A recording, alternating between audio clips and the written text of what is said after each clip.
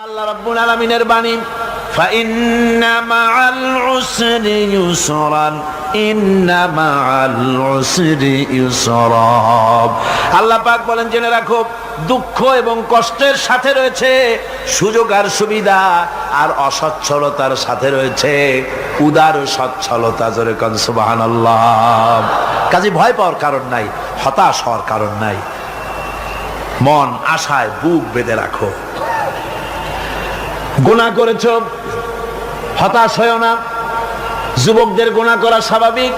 ইউনিভার্সিটির ছাত্র, কলেজের ছাত্র, প্রফেসর, শিক্ষক, অফিসার ঘুষ খেয়েছেন, জিনা করা হয়েছে, মদ খাওয়া হয়েছে, মিথ্যা কথা বলা হয়েছে, যাই কিছু করেন না কেন ভয় পাওয়ার কারণ নাই, নিরাশ হওয়ার কোনো দরকার নাই।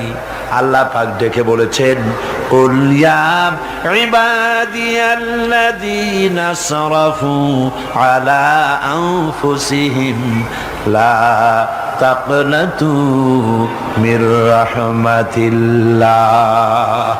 আরে আমার আল্লাহর মতো এত ভালো আর কেউ আছে? এত দরদ আর কারো আছে? আমার আল্লাহ বলেন, ও নবী, আপনি শুনায় দেন, হে আল্লাহর বান্দারা, তোমরা যারা নিজেদের উপরে বাড়াবাড়ি করেছো, নিজেদের উপরে জুলুম করেছো, অত্যাচার করেছো, আমি আল্লাহর রহমত থেকে নিরাশ হয়ে যেও না। মানুষ যদি অপরাধ করে, বাপের সাথে অপরাধ করেছে, মায়ের সাথে অপরাধ করেছে, মা বাবা সন্তানের চাইতে এত বড় কল্যাণকামী তো আর কেউ নাই, কিন্তু মা বাবা কোনোদিন বলে না, আয় আমার ছেলে তোরে মাফ করে দেই, এরকম বলে নাকি? মন চায় ছেলে যদি মাপ চাইতো, খুশি হয়ে মাফ করে দিতাম, কিন্তু কেন যে আসে না, ডাকে না যে আয় মাফ করে দেই। মা বাপ আপনাকে এত ভালোবাসে, সেই মা বাপও আপনাকে বলে না যে আয় মাফ করে দেই।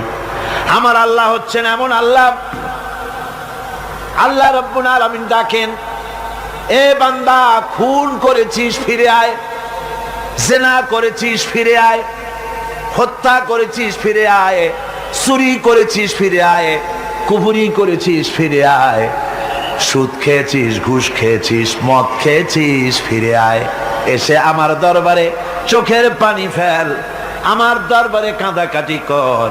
ইন্নাল্লাহা ইয়াগফিরুয যুনুবা জামিআ ইন্নাহু হুয়াল গফুরুর রহিম।